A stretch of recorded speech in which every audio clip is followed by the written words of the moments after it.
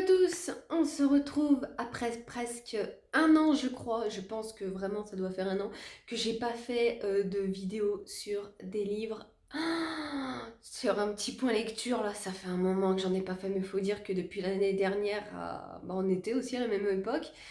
Je sais pas pourquoi, j'arrivais plus à lire et là du coup je suis partie à la mer, j'ai amené un livre avec moi pour m'occuper parce que la télé c'est bien, mais ils repassent tout le temps les mêmes films, on les connaît, donc du coup j'avais amené un livre.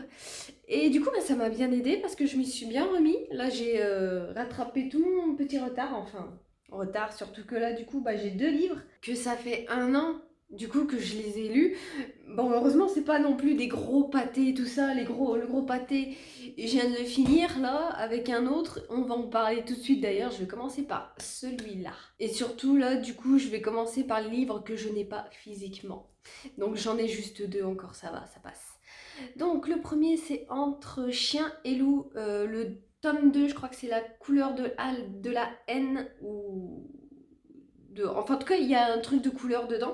Et du coup j'ai terminé assez récemment, il y a quelques jours on va dire. Qu'est-ce que j'en ai pensé?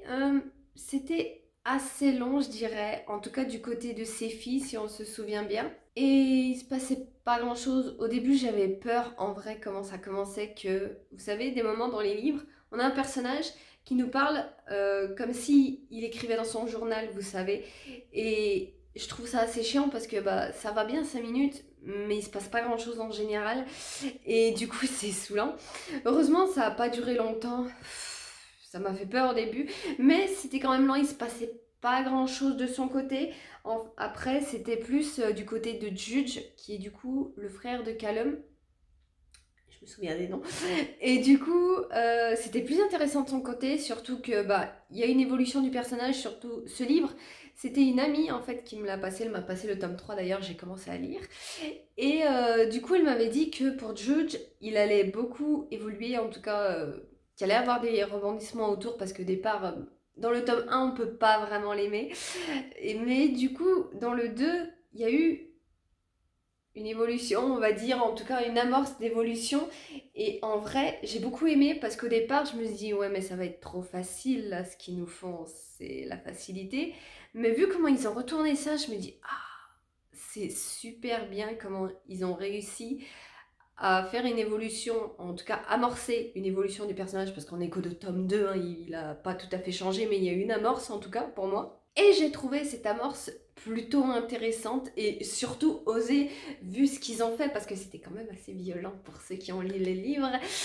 Et en tout cas j'ai bien aimé, j'ai hâte de lire la suite. Là je l'ai commencé, on est quelques mois, enfin non, quelques années plus tard il me semble. Cali Rose, la fille de ses filles, elle a 16 ans, de ce que j'ai vu c'est mis au début du livre, hein.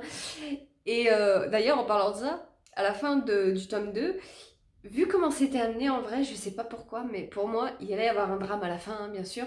Mais vu comment c'était amené, je sais pas pourquoi, pour moi, c'était ces filles qui allaient se suicider, vu qu'on insistait tellement sur la pression qu'elle subissait, le harcèlement, le fait qu'elle était déprimée, qu'elle avait un peu perdu goût à la vie. Je sais pas pourquoi, mais pour moi, on amenait doucement le truc que il allait avoir un drame et qu'elle allait se suicider, du coup, pour moi. Bon, c'est pas ça qui s'est passé, je vais pas le dire parce que c'est pas le but de spoiler, mais voilà. J'ai bien aimé du coup le 2 et là je vais dévorer le 3 dans sous peu. Ensuite je vais vous présenter un animé, un manga en fait plutôt. J'avais découvert l'animé d'abord puis après j'ai lu le scan de manga. C'est Sawako tout simplement.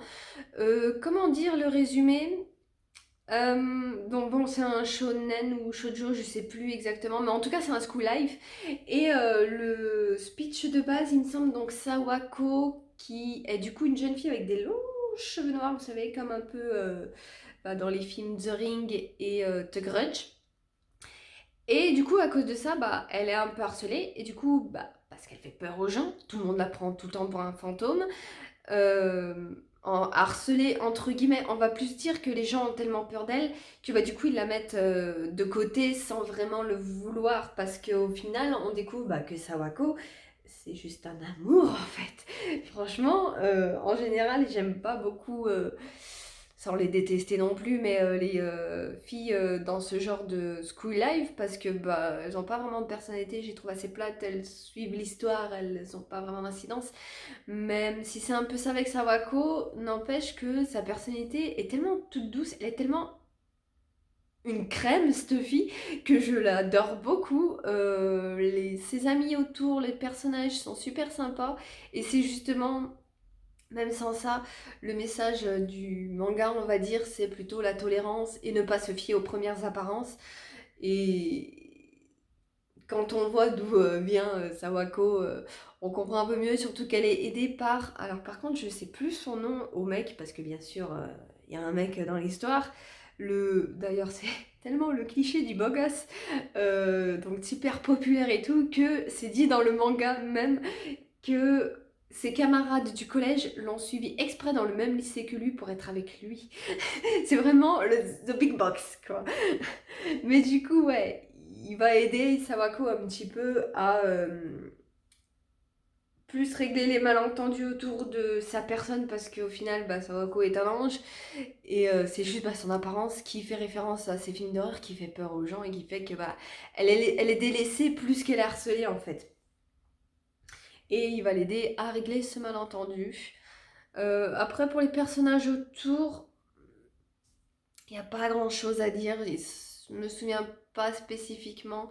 On a peut-être les deux amis de Sawako. Par contre, je me souviens plus du tout de leur nom. On en a une qui fait un peu plus bitch. Parce qu'il y a beaucoup, à un moment donné je vais y arriver, dans le manga, il y a un délire de rumeurs, on va dire. Et bah, du coup, il y a des rumeurs sur ces deux amis qui, du coup, il y en a une qui, vu qu'elle ouais, elle fait un peu bitch dans le sens où elle se maquille, je crois qu'elle a des piercings aussi, et du coup, bah, il y a des rumeurs comme ça qui circulent sur elle. L'autre qui est avec un caractère beaucoup explosif, elle saute dans tous les sens, elle est tout le temps en train de rigoler hyper fort, c'est vraiment une meuf hyper speed. Et du coup, la rumeur sur elle, c'est que c'est une délinquante, qu'elle se bat, un truc comme ça, je sais plus. Enfin bref, ça part dans tous les sens. Et ses amis, ouais, pour moi ça va, ça passe. Elles sont passables, elles sont pas horribles quoi. Bien, maintenant on va pouvoir passer au format papier. Et le premier c'est euh, Watership Down, excusez-moi, avec le lapin au milieu, c'est compliqué un petit peu, surtout que ça part dans tous les sens. Mais j'aime bien ce livre, j'aime beaucoup le design du livre, franchement, il est magnifique. Et les pages rouges là en plus, c'est trop bien. Bref, alors, Watership Down, que dire? Eh ben, j'ai adoré, un livre, on suit une épopée de lapin, c'est vraiment super. Si je me souviens bien de base, donc, alors, on a Hazel et Fiver, deux frères. Fiver qui a un don. Moi, après, je dirais plus que c'est des intuitions, surtout, plus développées. Et au début du livre, donc, ben, on commence direct sur ça, si je me souviens bien. Et il annonce une catastrophe sur leur terrier, en tout cas leur garenne, comment ils appellent ça. Et bon, ils fuient. A raison, on le découvre plus tard. Mais du coup, l'épopée qu'on va suivre, c'est donc Hazel, Fiver et d'autres lapins dont j'ai oublié les noms et parce qu'il y en a plusieurs, je peux pas dire tout le monde, qui donc fuient leur garenne pour échapper à un désastre prédit. Et on va suivre leur épopée, donc ils vont rencontrer une autre garenne, je sais plus le nom par contre. Du coup, leur garenne ensuite, Watership Down, elle va prendre ce nom. Il y en aura aussi une autre, Elfefa, je sais plus les noms. Mais du coup, ouais, on va suivre donc leur péripétie pour fonder leur propre garenne en gros. Et bah, tous les petits problèmes qu'il va y avoir, surtout que bah, c'est que des mâles en fait qui décident de se sauver. Il n'y a pas de femelle, donc c'est un peu bah, la loose, parce que sans femelle, on ne fait pas de garenne nouvelle. Hein. Et du coup, je crois que c'est à peu près à la moitié du livre où on commence à partir donc sur cette idée. Et vers la fin, c'est plus intéressant parce qu'ils vont vers une autre garenne un peu spéciale. Mais ils en croisent deux garennes et elles sont un peu spéciales, un peu hors normes, surtout dans l'organisation comparée au truc des lapins. Voilà quoi, ils ont vraiment pas de chance. Et du coup, la première Pas grand-chose à dire en vrai, ils y restent pas longtemps, ils comprennent vite que et voilà, il y a une couille dans le pâté. Pour la deuxième, elle est plus intéressante, je trouve, au niveau du commandant, je crois, comment il s'appelle? Ah, je me souviens plus, mais en tout cas, à la fin, il disparaît et on n'a plus de nouvelles de lui. Et en plus, il y a un des lapins qui dit bien que pour lui, il n'est pas mort. Enfin, il a disparu parce que on retrouve pas son corps, il n'y a pas de sang, il n'y a rien. Où c'est qu'il est? Et du coup, on nous dit rien, ça reste mystérieux. Ça devient même une légende à la fin qu'on raconte au petit lapin.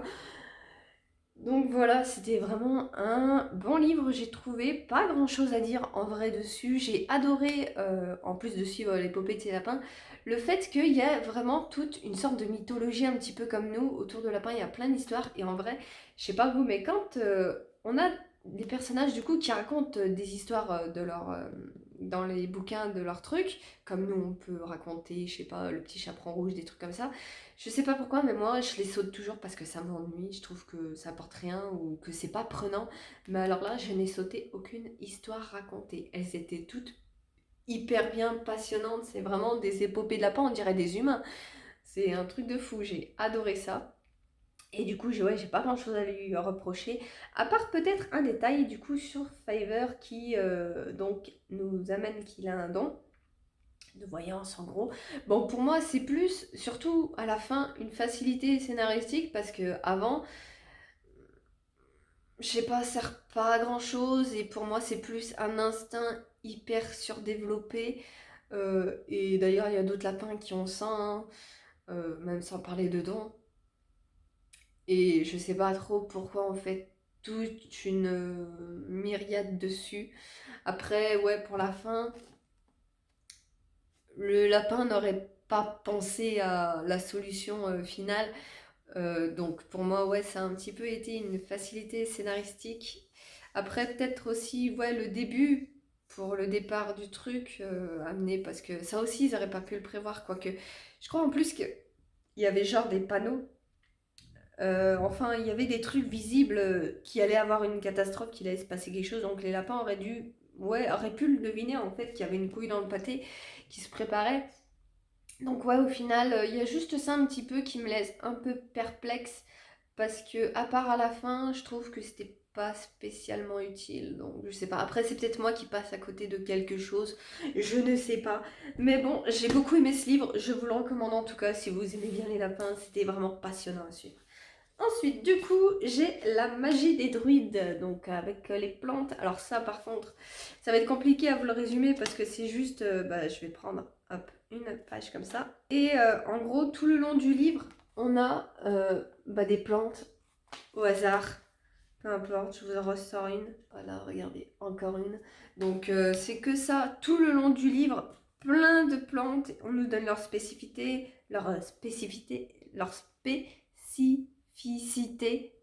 Je sais plus, j'arrivais pas à le dire. Et on nous donne aussi les parties consommables, les parties utilisées, l'usage interne, l'usage externe, les propriétés médicinales, enfin voilà. On nous fait vraiment un petit compte rendu, je sais pas si vous allez voir. Mais on apprend pas mal de trucs, mais bon, la plupart des machins, je les avais déjà vus passer euh, dans celui d'Île-de-Garde en vrai que j'ai. Donc voilà, c'était peut-être un peu plus et plus recentré vraiment sur les plantes, je pense.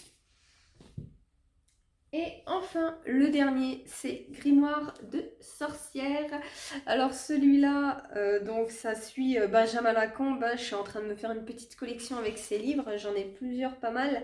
Et juste, je vous montre. Les illustrations, c'est magnifique, quoi. C'est pour ça que je kiffe ces livres. Bon, après, par contre... Attendez, j'ai mal au genou. Ah, mon Dieu. Bon, c'est le dernier, ça va vite passer. Du coup, par contre, alors ces livres, donc celui-là, ouais, ça faisait un an que, depuis que je l'avais lu avec celui de la magie des druides, mais bon, celui de la magie des druides c'était plus simple, je savais que s'il y avait que des plantes. Par contre, celui-là, je l'ai refeuilleté vite fait. Et alors, il y a un truc qui me gêne, c'est pas grand-chose hein, en vrai, mais quand même, je tenais à le souligner parce que, donc, Grimoire de sorcière, ça raconte en fait c'est nana, soit toute. Oui, bon, ça c'est un truc plutôt sympa qu'ils ont mis dans le résumé, je vous le mets, c'est marrant.